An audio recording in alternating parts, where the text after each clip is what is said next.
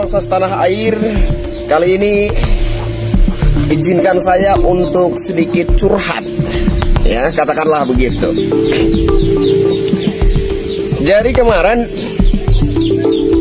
ada beberapa saudara, ya, ada kurang lebih 3 atau 4 saudara yang di komentarnya itu kayak menyinggung persoalan SARA begitu, ya. Tapi dengan reputasi yang positif, bukan negatif. Contoh seperti ini, saudara-saudara kita dari timur non-muslim sudah gelisah, sudah ikut speak up, sudah ikut berbicara dan lain sebagainya, ya. Memang menyinggung isu SARA, tetapi tidak dengan maksud negatif. Tetapi menurut saya penting untuk saya jelaskan, saya tanggapi begini. Ini sudah saya kemukakan di video awal saya sebenarnya, ya, menanggapi polemik tentang pro kontra penyandang Habib Balawi ini. Jadi saya ingin pertegas bahwa yang saya bicarakan bukan persoalan agama, melainkan adanya indikasi ancaman yang sangat serius, ancaman yang begitu luar biasa terhadap bangsa, yang masuk melalui pintu agama, menggunakan, memanfaatkan isu agama. Kalau kita perhatikan betul-betul seperti apa cara pergerakan mereka, maka kita akan melihat dengan pasti bahwa isu agama, isu keturunan Nabi, pemahaman-pemahaman agama yang mereka sisipkan dalam ceramah-ceramah mereka, itu hanyalah modus. Yang sebenar-benarnya kita lihat di sana adalah adanya suatu penggiringan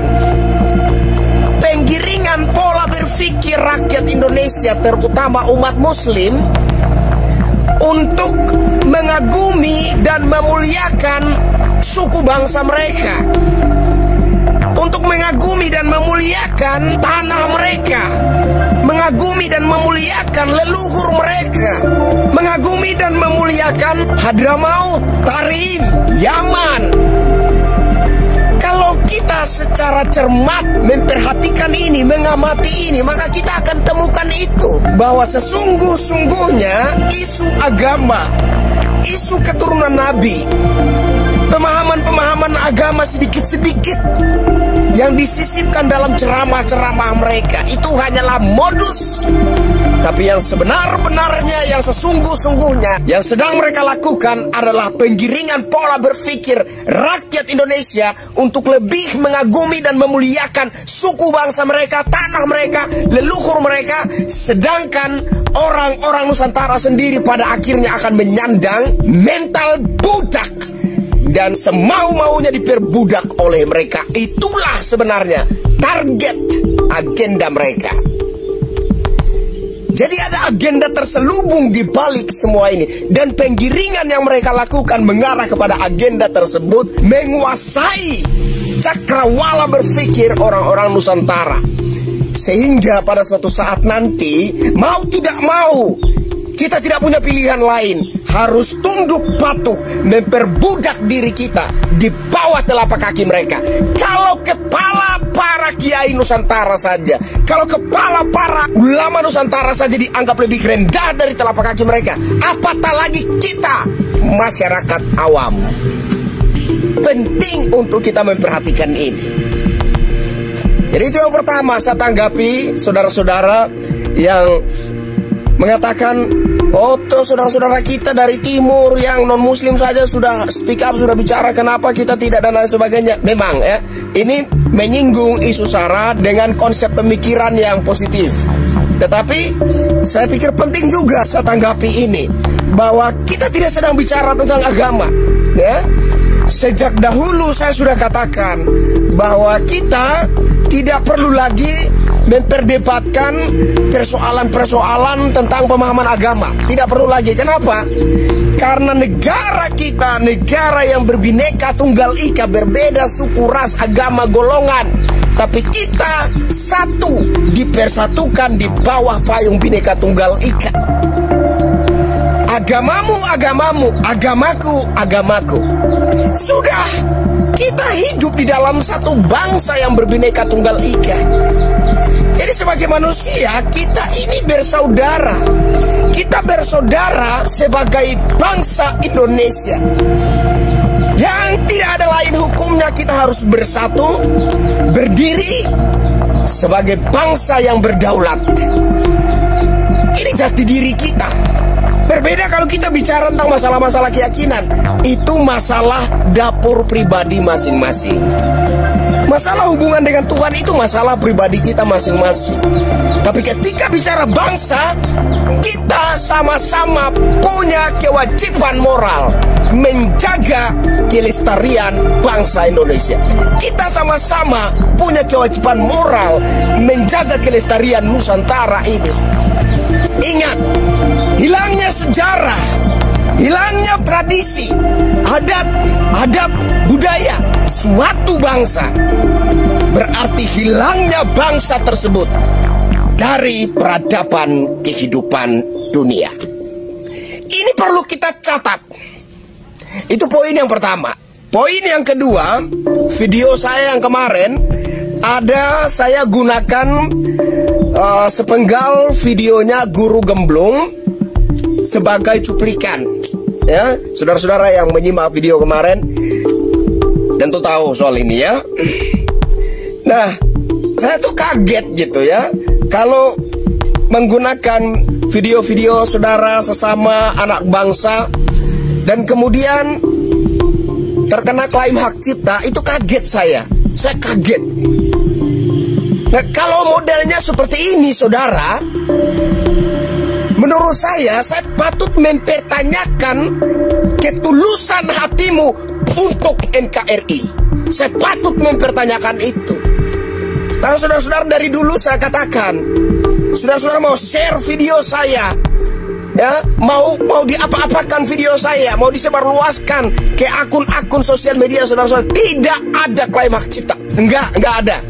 Siapapun yang mau menggunakan entah sepenggal konten saya, sepenggal video saya, atau seutuhnya video saya, mau disebarkan, mau diposting di platform sosial media manapun, entah itu TikTok, Twitter, ya, Snap video, Facebook, Instagram, dan lain-lain sebagainya, atau di re-upload di YouTube, saya tidak pernah mempersoalkan itu. Bahkan saya memberi kebebasan, saudara boleh mere-upload video-video saya, entah itu sepenggal atau seutuhnya video saya, tidak memberi batasan sedikit pun. Tidak ada saya hidupkan mesin klaim hak ciptanya. Kenapa? Karena saya mengerti, saya tahu tujuan saya adalah menebar pemahaman-pemahaman positif kepada masyarakat agar tidak tergiring dengan pemahaman-pemahaman yang menyesatkan, yang pada akhirnya membuat bangsa ini lupa jati dirinya, bangsa ini lupa tentang jasa-jasa leluhurnya, bangsa ini lupa bahwa kita adalah bangsa yang merdeka dan berdaulat, bangsa ini lupa bahwa kita punya harkat martabat, bangsa ini lupa bahwa kita tidak lebih rendah, lebih hina kastanya daripada bangsa-bangsa lain. Itu tujuan saya, sehingga saya tidak memberi batasan apapun terhadap siapapun. Siapapun boleh, siapapun bebas menggunakan konten-konten video saya, menggunakan entah itu sepenggalnya atau seutuhnya, menyebarluaskan ke platform sosial media manapun. Saya tidak memberi batasan, karena saya tahu tujuan saya adalah menyebarkan pemahaman kepada rakyat Indonesia. Jadi saya merasa kecewa, minta maaf ya. Ini bukan hanya kepada Guru Gemblung saya mau katakan ini ya, kepada siapapun yang mengangkat isu-isu terkait pentingnya keutuhan bangsa, pentingnya jati diri bangsa, terkait pemahaman-pemahaman nasionalisme ya, tentang budaya, tentang bangsa. Siapapun, channel manapun yang mengangkat isu ini dengan maksud, dengan tujuan menyebar pemahaman-pemahaman yang benar dan positif kepada rakyat Indonesia, jangan klaim hak cipta ya. Inilah masalahnya kenapa kita kalah terhadap kaum imigran yang konten-konten narasi mereka, video-video mereka disebarluaskan oleh kalangan mereka tanpa ada klaim hak cipta, sehingga mereka dalam kurun waktu tertentu mampu menerobos sampai ke lapisan masyarakat yang paling bawah. Inilah kelebihan mereka dan kekurangan kita. Inilah kelemahan kita, sehingga kita kalah terhadap agenda pergerakan mereka. Siapapun juga, channel apapun juga, ya, di platform sosial media manapun juga, saya tegaskan, kalau Anda tulus mencintai Nusantara ini, kalau Anda tulus mencintai bangsa ini, kalau Anda tulus menjaga persatuan dan kesatuan bangsa Indonesia, maka jangan hidupkan klaim hak cipta pada konten-konten Anda, pada video-video Anda, narasi-narasi Anda. Jangan. Karena tujuan kita adalah menyebarluaskan itu agar dapat dipahami oleh seluruh masyarakat tanpa terkecuali. Itu tujuan kita, agar dapat menembus seluruh lapisan masyarakat sampai ke bawah-bawah, sampai ke pelosok-pelosok negeri ini. Itu tujuan kita. Jangan hidupkan klaim hak cipta, ya.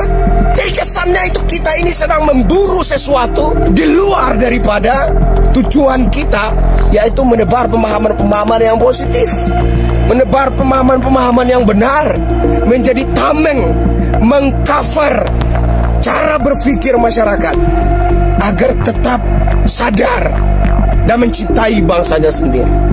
Kesannya kita punya tujuan lain, kita punya maksud lain di balik itu.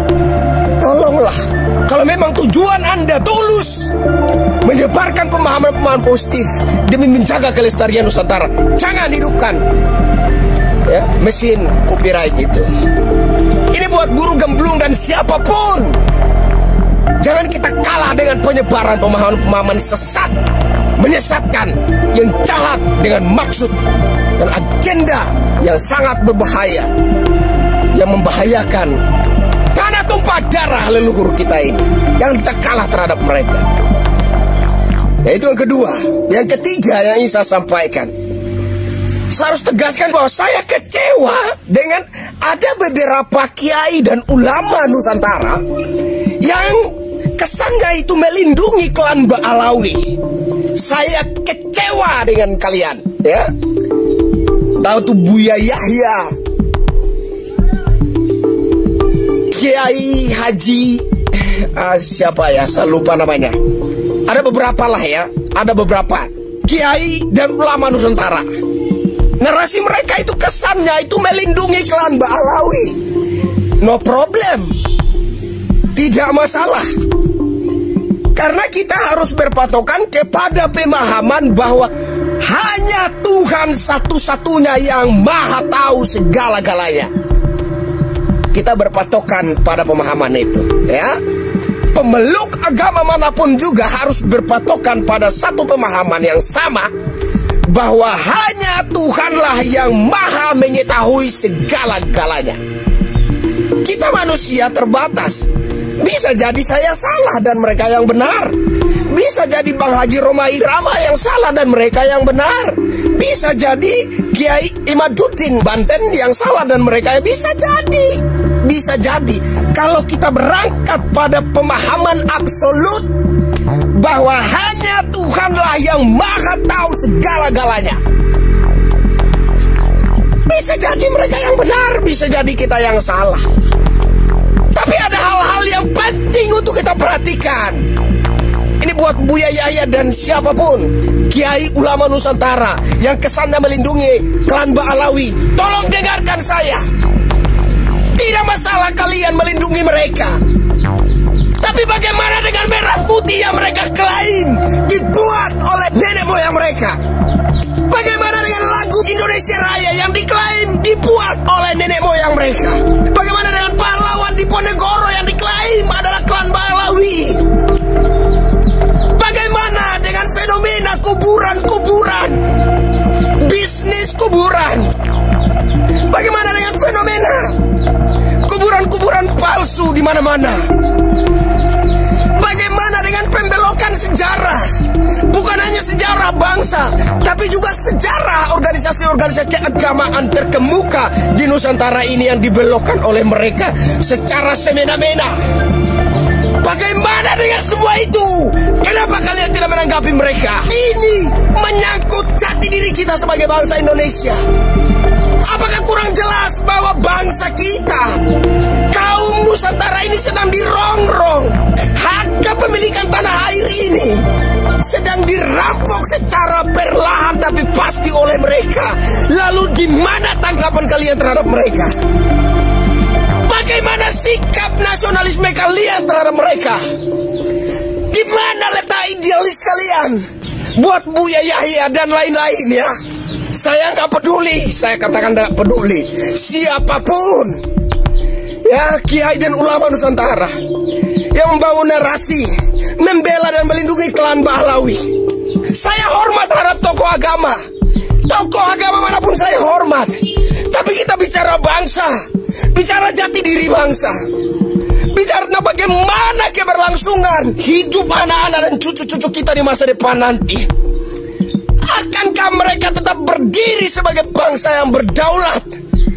Akankah mereka tetap berdiri sebagai bangsa yang bersatu, yang punya kejelasan jati diri sebagai orang-orang Nusantara?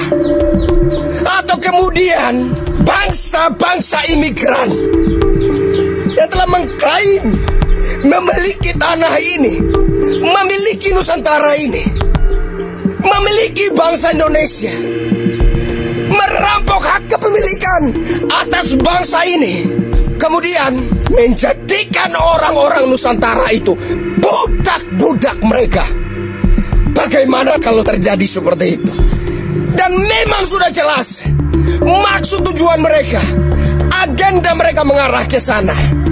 Bagaimana tanggapan kalian, wahai para kiai dan para ulama Nusantara yang masih membangun narasi, membela dan melindungi klan Bahlawi? Di mana sikap kalian? Di mana tanggapan kalian terhadap segala fenomena yang mengancam eksistensi kehidupan bangsa Indonesia ini?